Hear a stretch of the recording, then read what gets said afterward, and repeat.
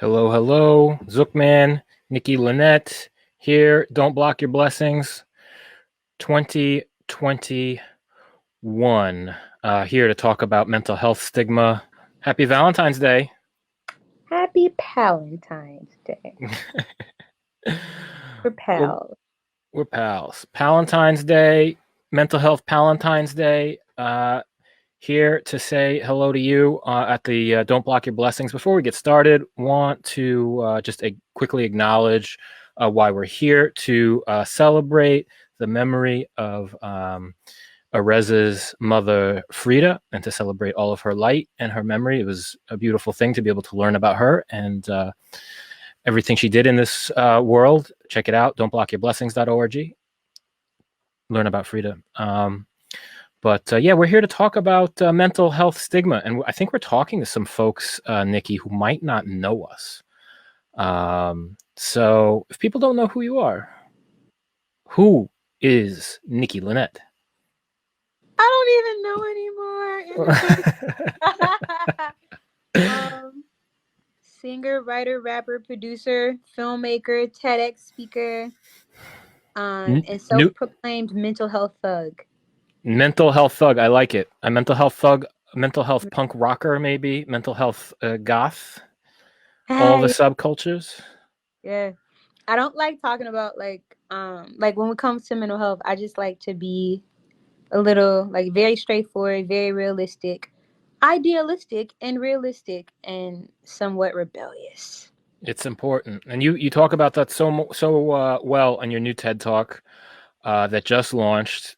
I've posted it like 900 times at my Twitter at Zookmann, ZOOKMANN. And my name's Jesse Mann, Zookmann, Jesse Zookmann. I'm a TV producer. I worked in TV for a long time, and then I burnt out. And then I had to recover from bipolar disorder. So a lot of my content right now is about that, how to recover from mental health struggles.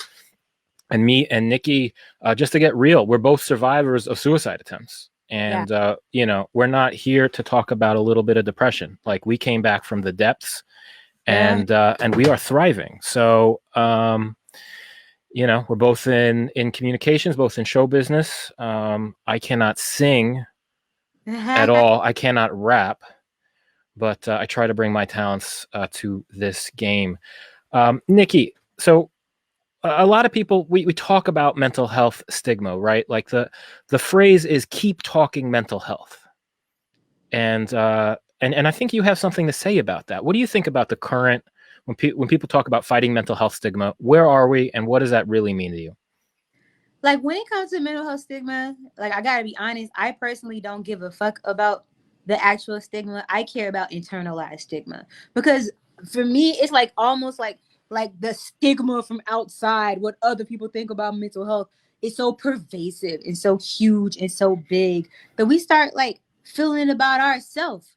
We'll start feeling bad about ourselves. We'll start feeling wrong and embarrassed about ourselves. Fuck that.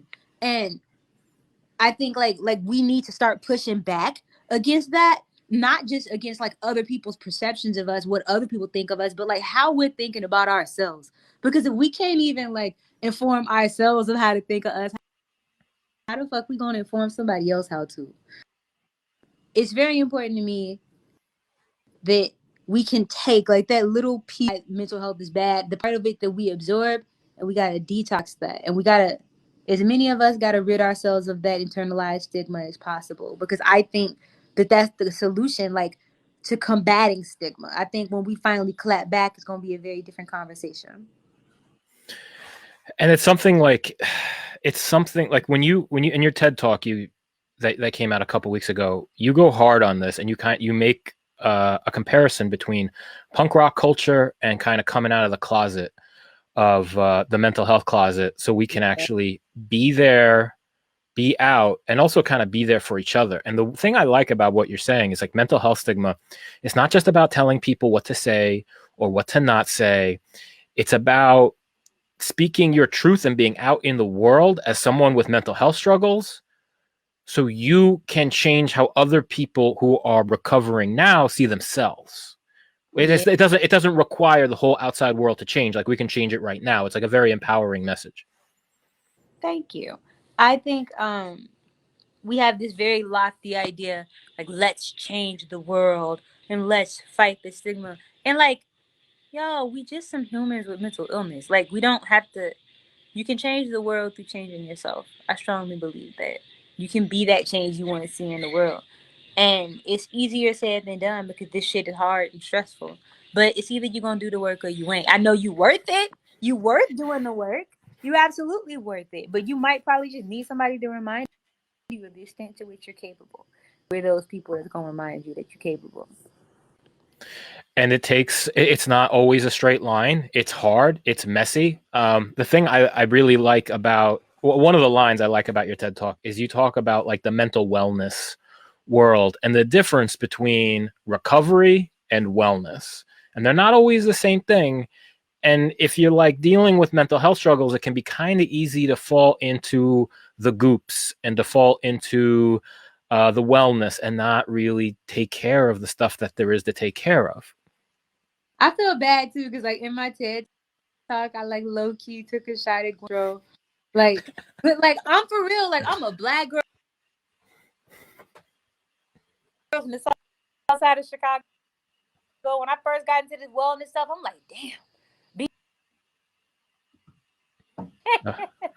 And it's not supposed to be like that. It's supposed to be like that. Shouldn't be part of the narrative that Sounten. I think that it's time to trans. I've like some very serious conversations about like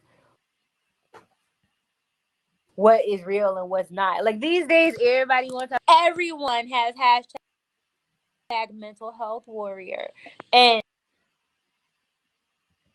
you know them too because like people that's gonna normalize it and have if what you navigating with your sadness and what I'm navigating as a person who was found unconscious after I tried to kill myself and currently lives with complex post-traumatic stress disorder and not only lives with it but thrives with it too. Right. And it's a good you're breaking up a little bit. I don't know if it was better before the signal. I'm breaking up. Oh yeah, you were a little bit. It was better before on the couch. Here? It was, yeah. There we go. Right. Yeah. Here we go. Sweet. It's all right. Too close. The internet could not handle the energy that was coming out as soon as we start talking about this because we care about this, and the internet couldn't handle it. I think what happened, but that's okay. We'll get by. We'll get by. I love the idea because we do. I think sometimes we give up some of our power thinking we have to change the whole world instead of the people around us. Yeah. And by understanding, this conversation, like people need to know. One thing people need to know is that people who are going through serious depression or serious mood disorders, bubble baths are okay, but that's not it. And positive thinking in the right context can be amazing. Like PMA, if in therapy, like figuring out how to be sad and like experience loss, but also like have like see the horizon and like know things are going to get better. That's like a very advanced place to be in recovery. Exactly. But you can't just think better, if you're dealing with the serious shit. You just made such a good point, Zook. Like the positive thinking thing is actually kind of bomb when you can do it regularly. Like if you think about it, like that's the basis of like cognitive behavioral therapy. But you thinking positively like as a practice and developing a pattern of thinking that is more advantageous than the one that you tend to resort to as a result of where you're at in your mental health like wellness, like where you at in your wellness. It's a whole different thing. And so that's why I'm a little annoyed by like I call people out for like that toxic positivity shit. I don't like it. Like it's not my job to be happy all the time. It's my job. My happiness is my responsibility. It's my job to figure out, what wellness looks like for me. But it's not my responsibility to be like happy all the time. And if you don't want to deal with that, then goodbye. Like when I first started going through my mental wellness and I was talking about it because I was in recovery for depression, there were people that didn't want to be friends with me anymore. They said that I was miserable and they didn't want to deal with me no more. And now look, like I just did a damn TED talk and made a film in a pandemic. Like, I was always a worthy person. I was always a good person, but I went through something and I had to be real about it. And you get to be real about that too. And for a lot of us that like survived, childhood abuse, neglect, or some kind of traumatic event later in life, this is a big part of the recovery, is being real about our needs and being real about our feelings and feeling safe to express when everything isn't okay. So, if you're dealing with some, it's just something to be mindful. It's important for the real mental health conversation to be a part of the wellness conversation. And I do think, I use the word wellness. I think there's a lot of stuff I do that's part of wellness. I eat healthy. I exercise. I do amino acid therapy. I do EMDR, which I don't know, maybe that's considered wellness. I definitely do nature therapy. There's a time and a place for all of it. Yeah. What? You got me into the amino acid stuff. Can you talk about, because you don't like to talk about it. I don't. But can you please at least talk a little bit about the amino acid thing? It helps, Zook. Talk. Okay. I'll talk. Okay, so I'll tell you what I don't want to have happen. This is why I don't like talking about, because I will get a DM later that says that I literally will get a DM of people taking pictures of the amino acids they got, like these pills, and saying, I can't, here I go, I'm ready to go. And I'm like, do you have a doctor? And they're like, no, but I'm ready to go. I'm going to do it myself.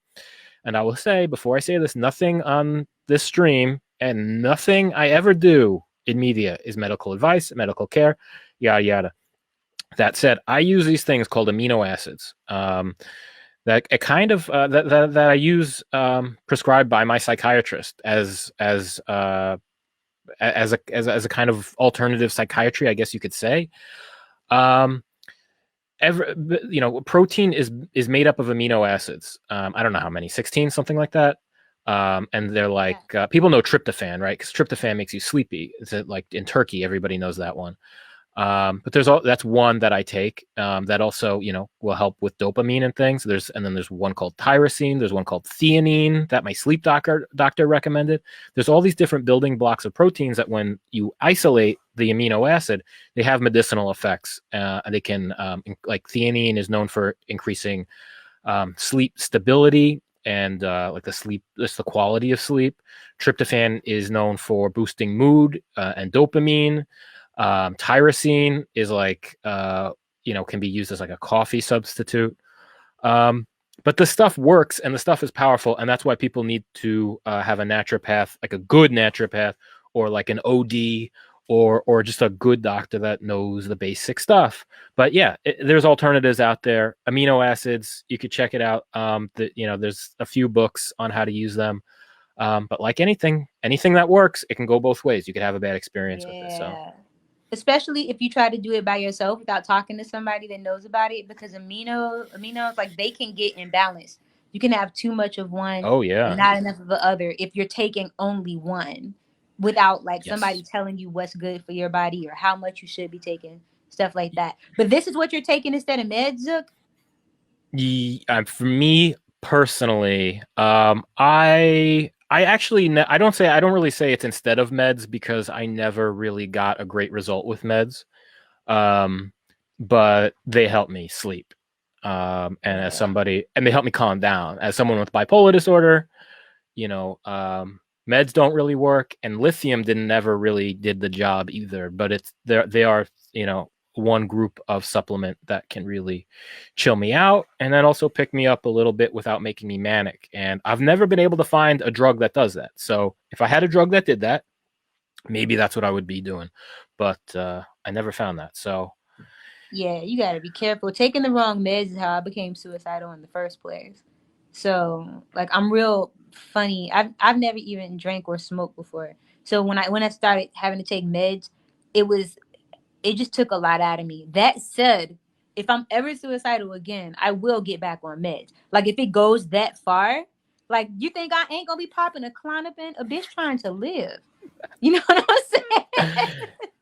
Yeah, especially if you're in that acute place, right? Like, Klonopin, we know, is good. Like, for those for an emergency, it's good for. It's just not good for long term. Or I should say, the data And a lot of patient experiences when people use Klonopin for long term, it can be bad. But in an emergency, come on, you do what it takes. You do what it takes. Yeah, I used to like they prescribed me too much, and so I would have to like bite my pills in half and just let it like disintegrate under my tongue, and it lasted longer. But I was able to handle that better than trying to take a whole Klonopin. Yeah. Like so, it was the meds thing was hard, but I'm glad I'm beyond it. Like I'm glad I don't have to take meds no more. Oh my goodness, I had so many. I got put on 12 within 6 months. Oh my God. I was like I was a zombie. I couldn't even walk. I was like the most I was ever on was 5, but mostly at a time it was only 3. But still, that's a lot of fucking meds. When you get off them and you like come back to life and like you have to redevelop like an appetite and a sleep schedule and a mood. Yeah, and that's not to say we're here to say don't take meds. If meds work for you, you do what that meds, you better take your meds. This is another thing about stigma, and like there's a lot of like anti-med people on the internet, and I feel like look, people with mental health problems, we don't need to not believe each other of what works, right? Like I can't be like, oh, I work out and you should just do that too. Like we need to trust people where they're at, listen to people where they're at. That's that's my first pillar of being like in this mental health advocacy game. It's just listen. Stop and listen. Stop telling people what the fuck to do. Listen, and then maybe say, these are things that are out there. This is how I could help you. Or maybe just listen and say, you know what? I don't know what the fuck I'm talking about because I'm not a doctor, but I'm here for you and I love you and let's figure it out together.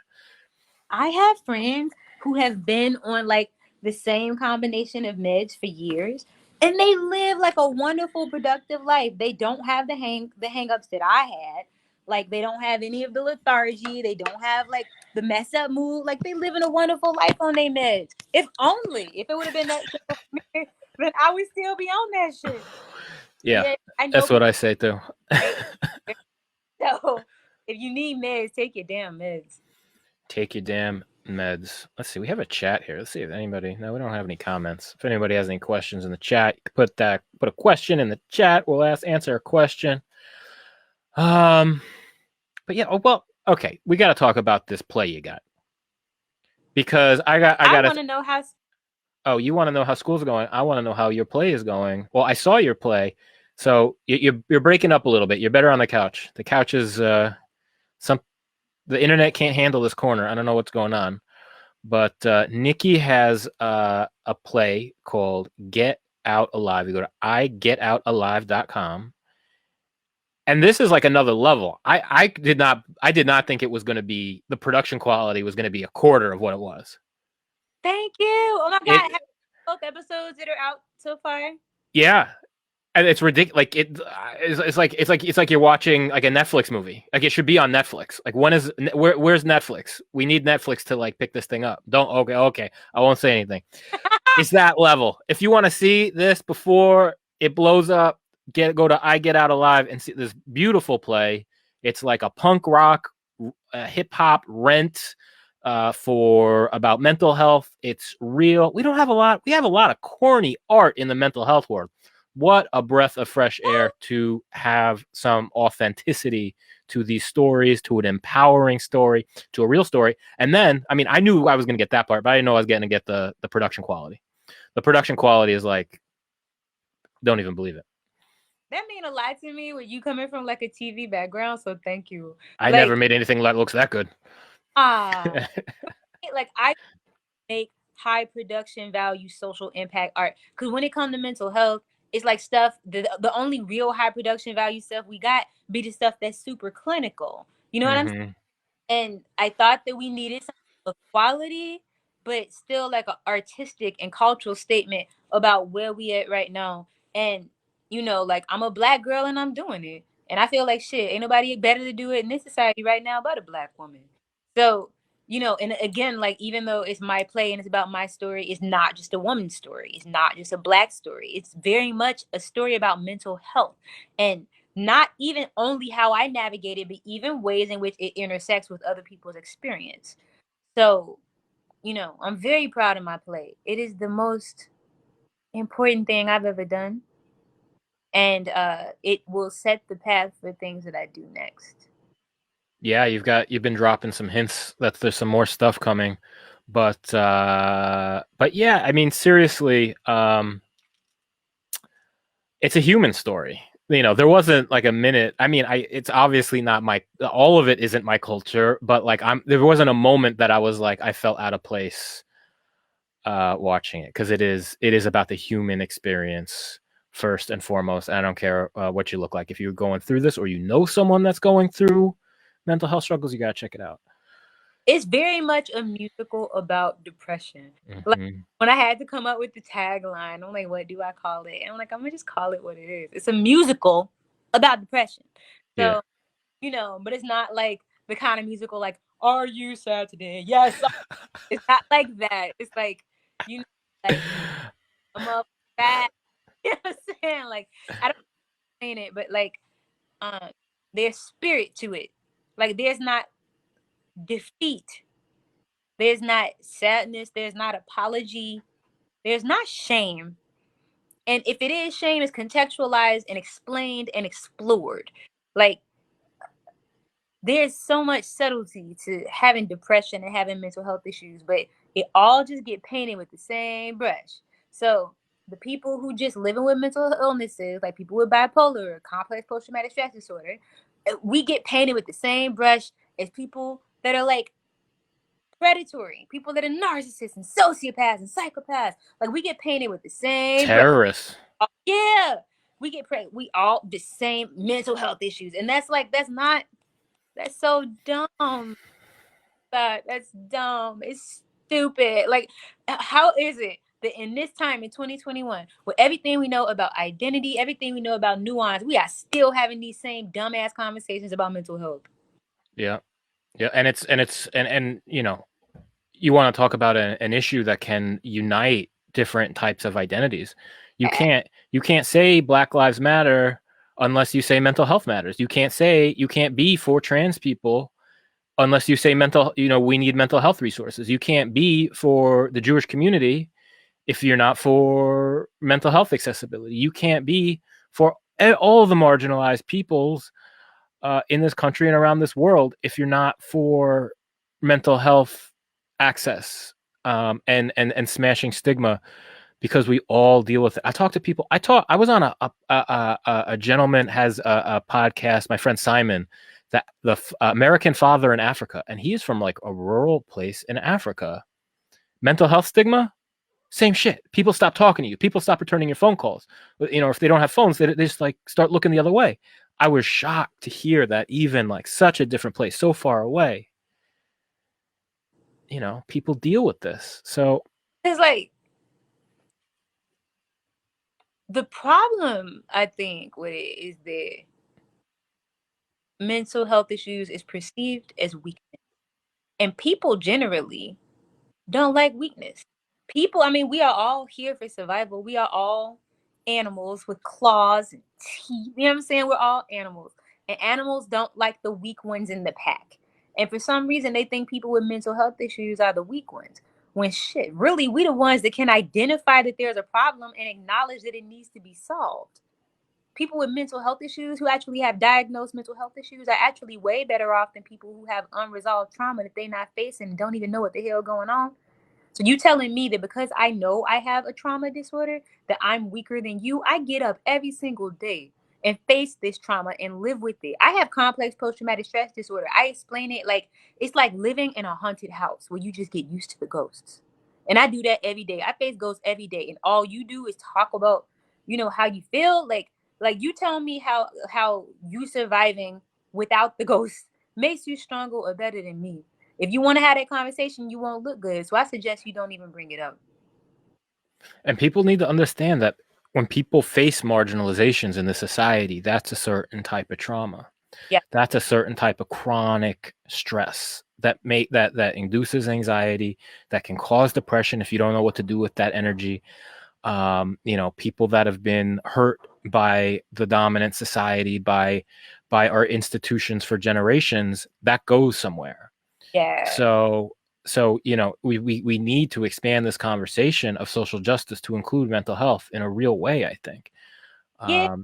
And if people don't give us that space, we gonna take it. That's why I'm a mental health thug. When I show up, we gonna talk health. I don't care. I'm opening for you at your concert. Well, I guess your opening act gonna be talking about mental health. Like, oh, you want me to come and do this press thing? Okay, well, when I get there, we're gonna talk about some mental health, because I don't really care about only just my art by itself. It's boring. That's so stupid. Like, I didn't stay alive for that. You know what I'm saying? Just only art. Like, maybe if we solve these problems and everything is different, and then I know that nobody's ever gonna go through the same stigma and hardship and rejection that I went through. Then once we get to that point, then yeah, I can just do art and it'll be fine. But until then, we're gonna talk about this mental health, or I'm not gonna be there. I don't have to be there. I've achieved enough in my life to where I can decide and say no. If I'm in the space, we're gonna talk about mental health. And that's why I call myself a social impact artist. I'm not just an artist. So don't ask me, don't invite me unless I can talk about this mental health. Because the point is to normalize it in spaces that don't typically have representation. To act, like, I go on concert stages like pre-pandemic. I go on stages at like concerts and talk about mental health and make people say I love me, and talk about the importance of boundaries and self-respect and suicide prevention. And like, I might seem like the crazy girl, like bouncing my titties, talk about mental health. But like, if I got titties, I might as well use them for the cause. If I had titties, no doubt. They would be bouncing. There's no doubt, bouncing everywhere. That is actually the first thing I would do. Why wouldn't you? The thing about your message is, though, right? Like, you're out there, and the message isn't like, again, we don't need to wait. You pass that message on, you can make an impact in your community. You can make an impact in your friend group. You can make an impact in your social justice cause. Wherever it is, mental health is there. And just by showing up, by speaking up, by being an ally, by being a support for people who need it, I think even calling out the microaggressions is important. I had an event with my synagogue like 2 weeks ago, right after the Capitol got raided, and there was a gentleman on the Zoom call that just went off on how mental illness was responsible for the terrorists, and they need to stop these, just saying the worst stuff. And these are people that think they're very liberal. And I said something. We need more people to say stuff in that regard too. There's so much to do, but we're all empowered to do it, to make the difference. Because me saying something publicly in that space, everybody says, "Oh, okay, there's a person who knows about this. If I have it going on, there's a person who's going to stand up for me." There, because in any group, people have been through it. Any group, if you're standing up for mental health in a group of 10, 20 people, there's several people that have been through it, or they know somebody who has, and they appreciate the support, even if they can't say it right then. Yeah, I'm sorry. That's a terrible thing to have to experience. Hey, of all the things I deal with on Twitter, I'm used to it. But like the anti-Semitism, I've always seen. I mean, so like it's always gonna be like some of that you got to deal with, but like this past few months, I ain't never seen it. You have to deal with it as much as you have. Crazy. Yeah. I mean, when we were growing up, we thought, why do we need to learn about the Holocaust? Why do we need to learn about all this stuff? It's such a long time ago, but no, it's coming back. And again, these struggles are connected. These people, the people who, the neo-Nazis, the people who hurt folks in black churches, the people, the people that stormed the Capitol with the Confederate flag.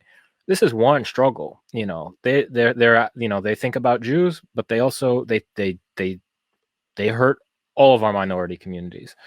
So, one person I really like, if you want to learn about anti-Semitism, since we're just talking about it, Eric Ward, Western State Center out of Portland, talks a lot about, the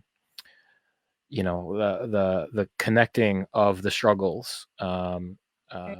the anti-racist struggles and how they're all connected. So yeah, but So yeah, well, go ahead.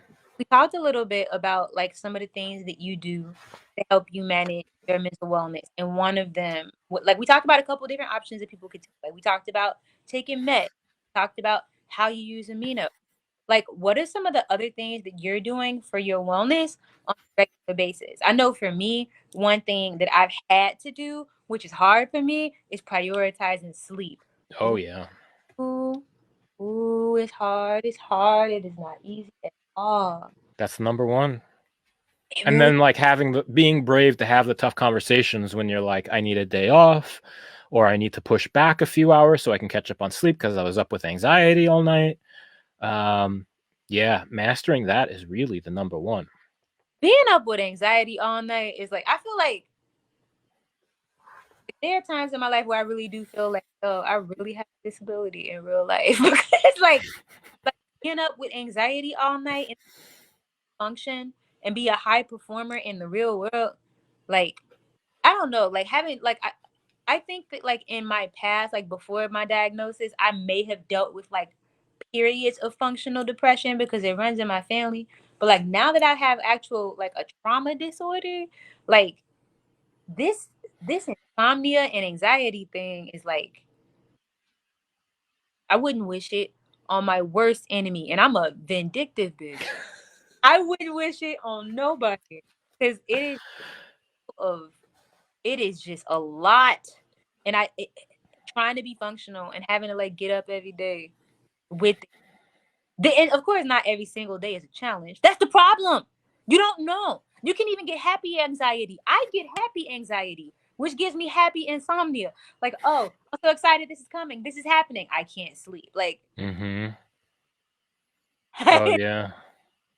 Especially during the winter when I do okay with that. Like as soon as I can work out and lift weights in the park, like I can get in a good groove. But like just that my body, like it's snow outside, it's a pandemic, I get messed up. Like I don't have a, because what happens, like I'm just like generally not out, and then I hurt myself exercising because I'm just not like generally active enough. So I don't know. It's always a work in progress. I think that's the other takeaway, right? If people are like, "What are the tips?" The tips is it's a work in progress. No matter what, if you're doing the med route, it's a work in progress. If you're doing meditation and a diet and working out to a place, and you can get yourself in a groove, it's the world is a wild place, and if you're dealing with a hostile environment, there's always work to do with managing anxiety. It's never one and done. So and I think like you make a really strong point, Zook. I think I talk all the time about baby okay with being a work in progress. Why not? You didn't get traumatized overnight, so why the fuck you think you're gonna be healed overnight? You didn't become depressed overnight, so why the fuck you think you're gonna become undepressed overnight? That's not how this works. no, And it's it's okay that it's okay that it's your work in progress. Why do you feel like you need perfect to be valuable? You don't. no, and like that, and that's more fragile. I think to like think, okay, I got the perfect plan and the perfect regimen. Like you got to be able to be flexible because it's gonna change. You're gonna get older. There's gonna be a new stress in your life. Things are gonna happen. You're gonna move.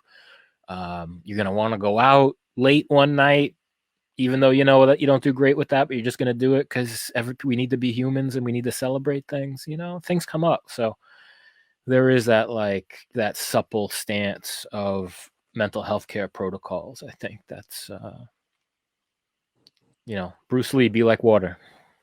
Oh, I have been reading so much of that kind of stuff lately. I've been getting like a little bit into Taoism and like action, like Wu Wei, action through inaction. Like that type of stuff has been very helpful for me when it comes to just like being intentional about my anxiety and navigating that journey. Because I feel like the anxiety to me is worse than the depression because the anxiety can bring on the depression. Mm-hmm. And working on this film and having this project be the biggest thing I've ever done and all of the stakes that are at hand and all the work that goes with it, I have it reintroduced me to my relationship with my anxieties. I bet. I thought I had like the corner. I thought that I had made some significant headway. I was like, shit, I have post-traumatic stress disorder and the most shit. I definitely still have a fucking disorder. I definitely still have an anxiety disorder. Like when it shows up, you just never know.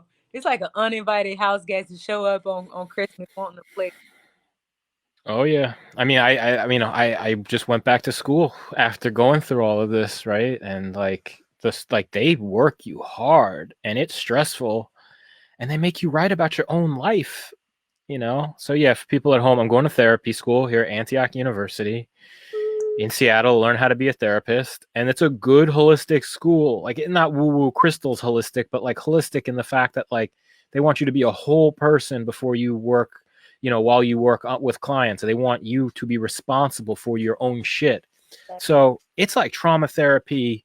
Like the first class we're doing, it's like trauma therapy. You got to write about your intergenerational trauma and your parents and how you grew up. And then you write another paper about it. And then you talk about it. And then everybody shares about the holy moly. I've done trauma therapy. This is like one trauma therapy times 1,000, where you just live inside of the trauma therapy all quarter. And yeah, I've been waking up in sweats and straight up PTSD symptoms, dissociation, night, you know, waking up night terrors, like all of that stuff. And there have been moments where I'm like, I don't know if I could do this, but whoop, I'm like water. You keep going, you figure it out, you talk to people, you communicate, you meditate a lot for me. So you can do it. You good. It's just having to remember that, like, there ain't no fucking perfect way.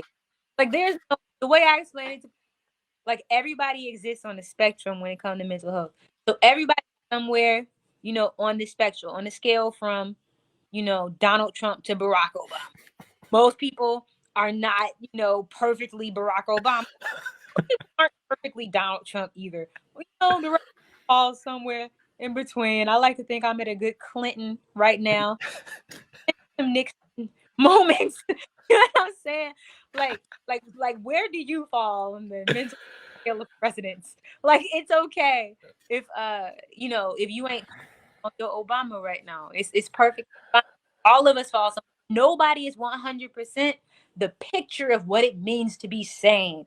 Like, that's not how this works. Neurodiversity is an actual thing, and I don't know why we don't, like, I don't understand why we don't really talk about that. Like, neurodiversity, diversity of thought, diversity of mind, a diversity of the way that people think is real, and I just don't understand why knowledge talk about it more. yeah, and we need, and it's so necessary. You know, I think like we're in our social justice movements, there's not a lot of, it can be a lot of like rah rah, you know, and not a lot of introspection or kindness. Not across the board, but generally, especially on the internet. And those conversations about neurodiversity requires self-reflection. It requires some vulnerability because nobody is perfect. So you have to like admit your own stuff, and you have to connect it with other people. But I think that's the beauty of this struggle, is that we can connect, and it doesn't mean that we're the same, right? We're not. Like I don't have the stress and anxiety of walking across the street. I see a policeman and I got to worry for my life. I don't have to deal with that. Right? So it's not all the same, but at the same time, we can start to connect empathic dots a little bit, gently. You know, you can be like, I can kind of imagine what something like that is like, because I can kind of imagine something else, you know, maybe with how I grew up with my dad, or some other type of abuse that you could not escape. Or, you know, and it's not to say that any struggles are the same. I'm totally not saying that. But what I am saying is that inside of a social justice context, if we truly look at the neurodiversity, we can create some empathy, some support for each other, and see each other's pain in a way that we aren't able to do. And again, that's not to say the pain is all the same. It's not. but it opens a door for a little bit of empathy in a more real way where everybody's got skin in the game. Absolutely. Can I tell you something petty about myself? Yeah. I'm I scared. like the way like the influencers talk about mental health. It's like they'll either like this very high level motivational speaking where you need to be doing this and you should be doing that because you have the power to blah blah blah and this and that, and it's those messages are great for people that are at a somewhere on the spectrum where motivational speaking can touch them and impact them, but like you have to be there on the spectrum. There were times when motivational speaking made me feel really bad because I couldn't connect with it and I didn't feel inspired by it and I couldn't self actualize. But then there were times, when I was better and I love the motivational speaking people because, I can self actualize. I can think about ideas and think about the future in a way where I know that I can use that. But like for the most part, they just get on my motherfucking nerves. So like I don't like the motivational speaking people. But then I also don't like the people who tend to talk like this. And I just want you to know that I went through this trauma, that trauma, that trauma, that trauma, that trauma, that trauma, that trauma. And also you experienced this, but I experienced that, which is very similar to your thing. And I know that I look like a white woman, but I am actually bisexual, but I have to own my privilege. And I, as a person who is neurodiverse, but I do not present as neurodiverse. And though I am not diagnosed, I did common. And I was like, it's like, I want to punch them. And what is it about that? The fact that they won't connect, or The branding. yeah, that's just the fakeness of it. The branding. Yeah. It's like, on one hand, I get it. I'm a social impact artist for a living. I make a living talking about causes that I care about, specifically mental health. I make a living off of talking about mental wellness. When I show up, people have to pay me because I have done enough work to where people should. And I love that I get paid to talk about things I care about and make stuff with my friends. On the other hand, when a conversation feels like you're running down a list of talking points, I want to punch the air. Like, I just hate that shit. I don't care. Like, it's like, I hate the suffering Olympics. Mm-hmm. Victim porn. Like, I hate, like, and then a lot of the time, too, it's like when they say that shit, I be wanting to blurt out, like, bitch, I hung myself and lost my baby and lost my mama and my cats died and my nigga beat my ass. Like it's like when they say that, like I wanna like it's like when I think about this, like I'm not naming off my shit. You know what I'm saying? Like it's like they need to lead. It's like when people feel like they need to lead with why their trauma validates their position in the conversation. That's when I don't trust them. Like when people Mm-hmm. lead with how they're navigating what they have and what the condition they have, I trust those people. I trust their lived experience more because that resonates more with me. My lived experience, I'm not leading with what was done to me because what's done to me is done to me. And now it's in the past. And now, there are new things that are triggering me. There are new Mm-hmm. experiences that are showing up as things that impact my trauma and my anxiety. So I don't need you to list off your abandonment issues and your past harm. It's not that I don't care. I just don't want like don't market to me. It makes me Mm-hmm. it disgusts me. It makes me very angry. So what? So people who are new to the conversation, what would you say? Lead with your human self first. Don't feel like you need to by why you got a right to have a voice in the conversation. Yeah. If you feel like you need to quantify it, then you should probably think about where you're like. Are you speaking from ego? Are you speaking from a desire to have people like you? Are you speaking from a need for validation, or are you seeking genuine connection? Because if you seek genuine connection, like run down a list of reasons why you're good enough part of a conversation that you not Like when people talk about Black issues, I don't show up with, hey, did you know that I'm extra Black? I'm actually, I'm Blacker than you because these are my lived experiences. And so know how Black I am so that I can be part of this Black. Like, I ain't doing that shit. You know what I'm saying? When I show up and talk experience, period. But people also want to be sensitive, right? When I say what I say, because I think there is, I think, between marginalizations, there are dots to connect. How do you have that conversation? I mean, it's a tough conversation. I think you just have it without feeling like, I think like we just got to check the validation monster at the door. We all have it. Validation actually isn't a thing. Like we all crave it from time to time. But like even when it comes to our causes, like even when it comes to the things most dear to us, like don't take my struggle and make it your brand. Because if I see it, I'm calling it out. And I'm not nice. Well, I hope I don't do that. Please DM me. Never have. I've never do that ever. That's why you my boy.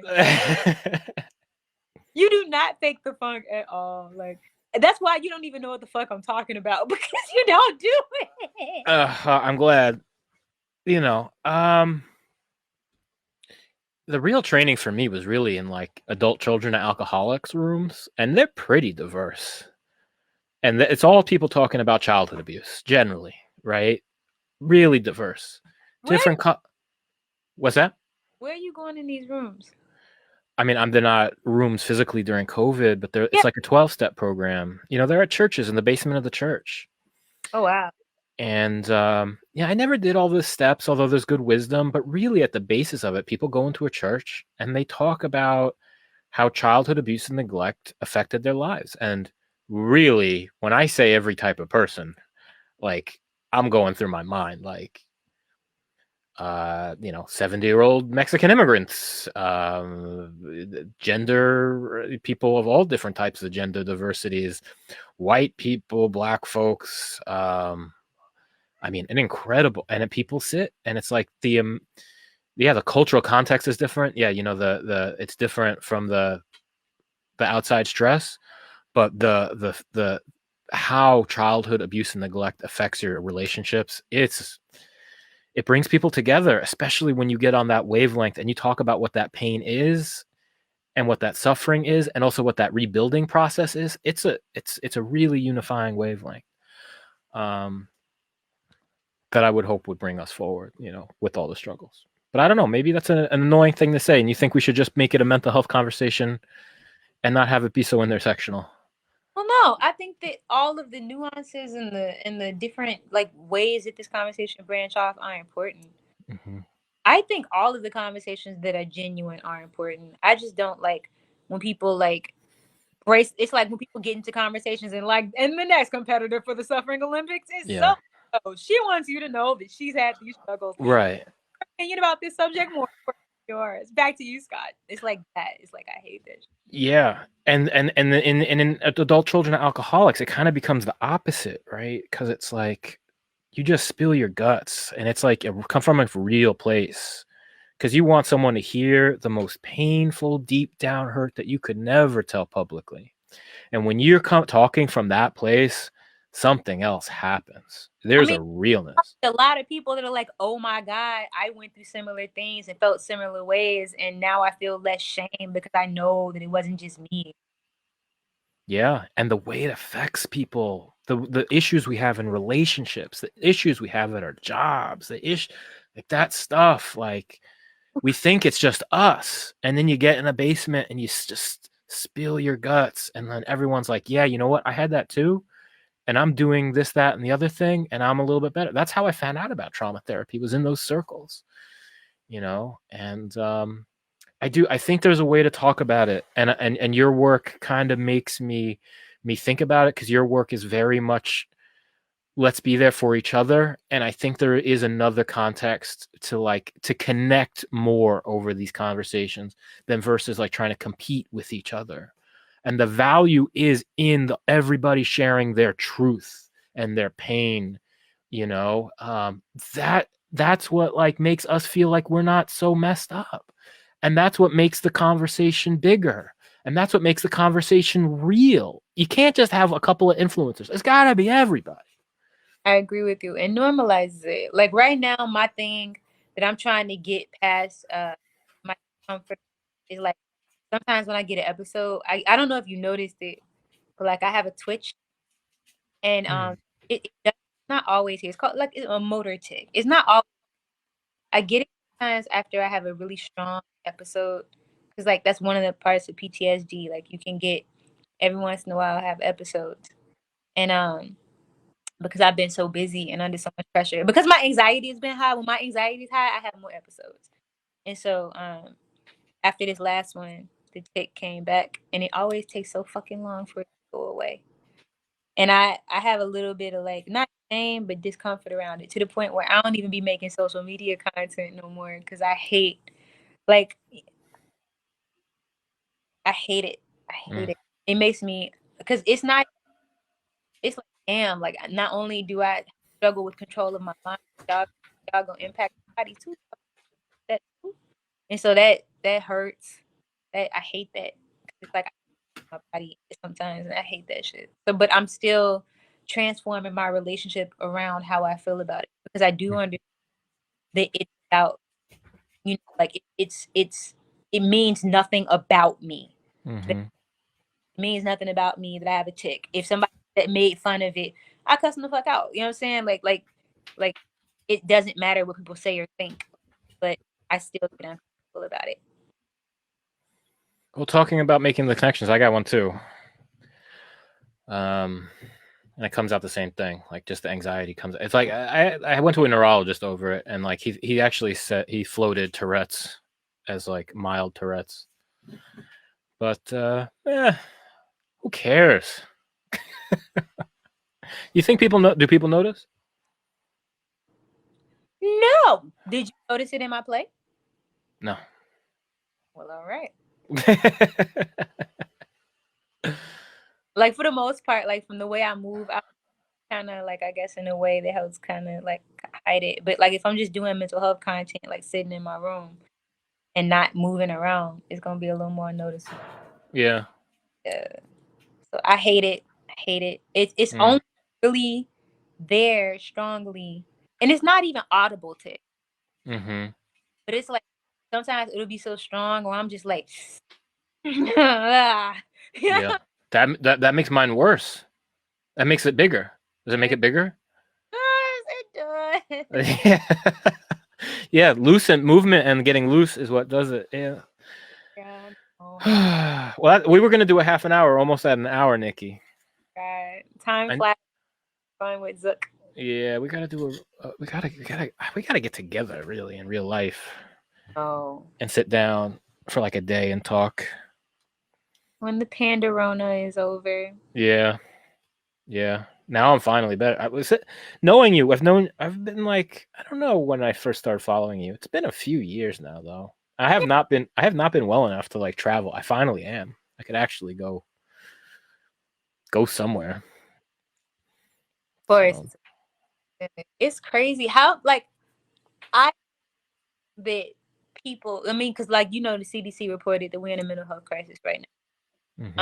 There's been an increase in drug addiction, like depression and anxiety, substance abuse. And so, which is another reason why people need to watch my play, because I talk about mental health. A lot of people will relate. But, you know, with what we're going through right now, there are so many people that are experiencing mental health issues. So fucking many that never really had the language, never really had those issues before, but because they're like presented with circumstances that are beyond their control, they're dealing with it now. And it's gonna be like this for a while, Zook. Like, yeah, it at least to the end of this year, at least to the end of 2021. And I'm a little scared because when summer comes, people gonna wild the fuck out again. Oh yeah. Again, and it's like, oh my god, like what is happening? But like this mental health shit, it's not collectively, it's not getting better anytime soon. Like if you look at statistics, it actually is getting worse. So what do? We have to talk about it. Like we have to have these conversations. We have to. We must. Yeah. And we're getting better at it. That's the good news. Like there's good news out there. I got sick 10 years ago. We didn't have these conversations. We didn't have these. I was looking. After my first round of meds, what else can I do? What alternatives are out there? Nothing. I didn't find anything. And now that so many of us are out here, hopefully more people start tuning in. Hopefully people go check out your play and check out your social media. Nikki, Lynnette, NIKKILYLY. I'm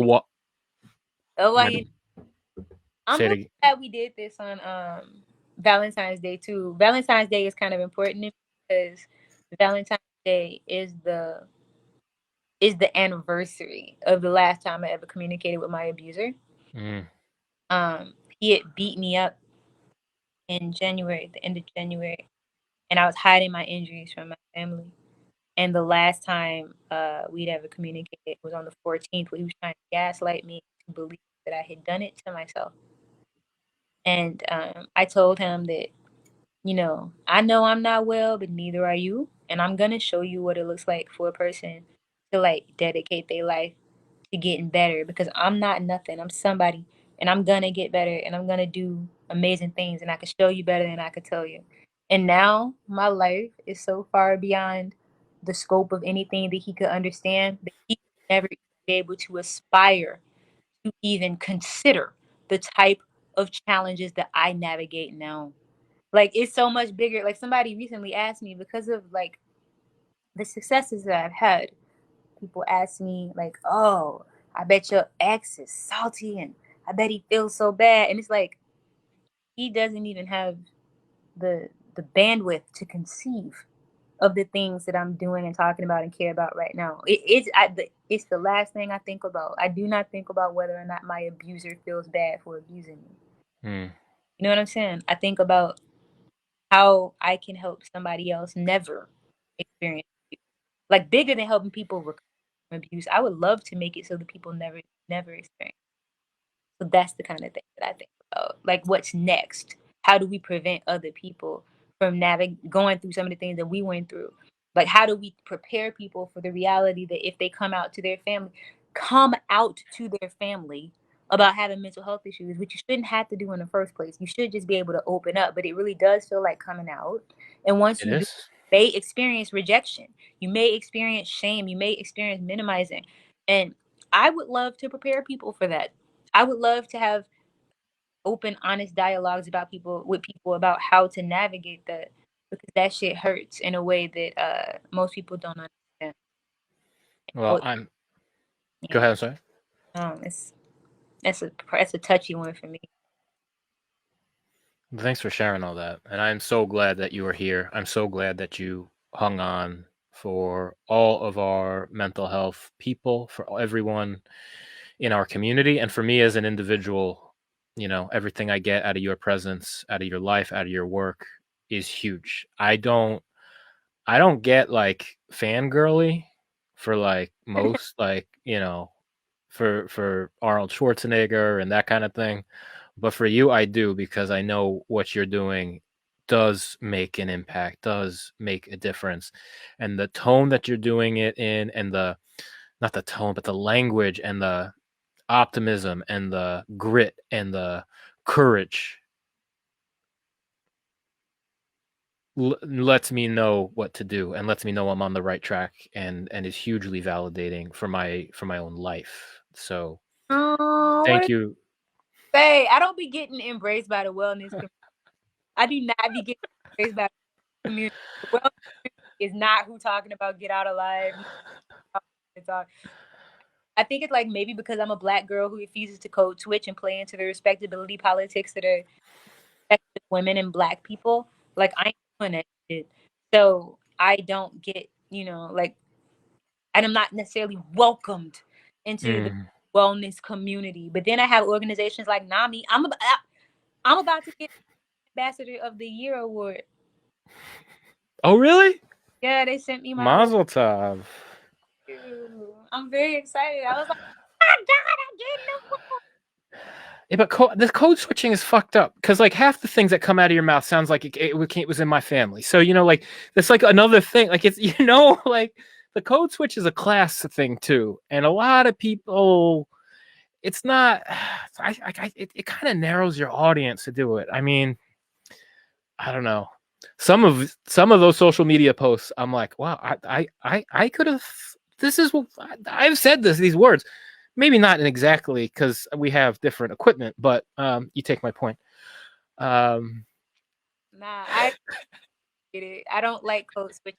Like I decision this year, even in my TED talk, I intentionally made a decision not to code switch. I wanted people to know that no matter where they from, no matter who they are, no matter what their background is or what their dialect is, they can have access to these spaces. They asked me to do the TED talk. I didn't ask them to do it.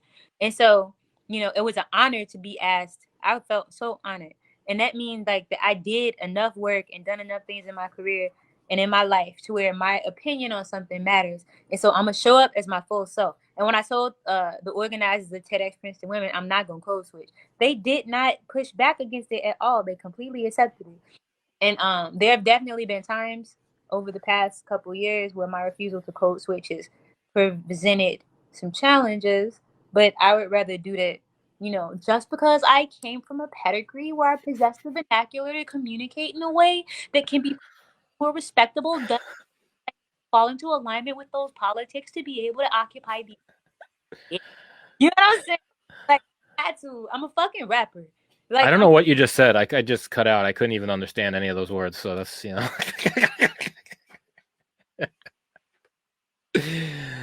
I'm from Long Island.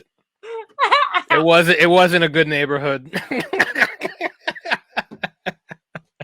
It's like I just don't think that like language should be in that way. Like if I'm not speaking the English of America, then I'm somehow qualified to occupy this space. What really doing is telling me if I talk white, that makes me more respectable, and I'm not like, what the fuck do that mean? Like, and I'm not convinced that makes it more accessible to people. Even like, how many people speak in perfect English? Like, really?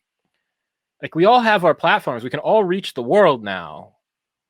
Like, I think it's a detriment. Like, I don't know. As a Black person, they expect your ass to. They really, really is an expectation for you to. There really is an expectation for you to perform whiteness in a lot of spaces. There's an expectation that the performance of whiteness means professional. The performance of whiteness means pedigree. The performance of whiteness means education. It means class. And I get it, but fuck y'all. Yeah. I mean, the whole point is reaching people, so it's kind of defeats the purpose if you're trying to like talk like the 1%. The 1% doesn't make any sense anymore. It's a very sad thing, and it's only specific to people who are non-white. Like it's like I'm not doing all that. I ain't doing that. Like if I believe, like I'm gonna belong here as a rapper. I'm gonna belong here as a Black chick from the South Side. I'm gonna belong here as an alternative Black girl who lived in the suburbs for part of her life. Like I'm gonna belong as who I am and not this person you expect me to perform as. I've done too much in my life. I get to be like, nah, I ain't doing that. I'm good. Well, I know that takes a lot of courage, and I'm glad you're doing it because it makes it real. And otherwise, no, I wouldn't. I think that's the magic, is that your work is real. And I don't think you. Thank you, but I don't think you can like do pretend. And like this is what we're talking about. We're talking about telling the truth and spilling your guts and like connecting with people over their pain. I don't know how you can do that and also be expected to perform somebody's own racist idea of like how people should talk. Like how they talk, but how they present, how they carry themselves, what their hair looks like.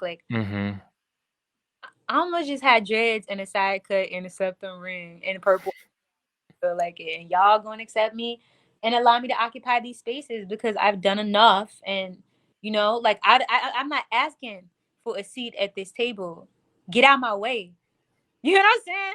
Like, I'm it down. Like, if I want to sit at this table and it's space at this table, I'm gonna sit at this table. What you gonna do? You gonna what you gonna do? You gonna remove the table? You know what I'm saying? Like, that's how I feel about it. That's how I feel about the health conversation. Like, what you gonna do? You gonna stop me from talking about it? How? What you gonna do? What you gonna do?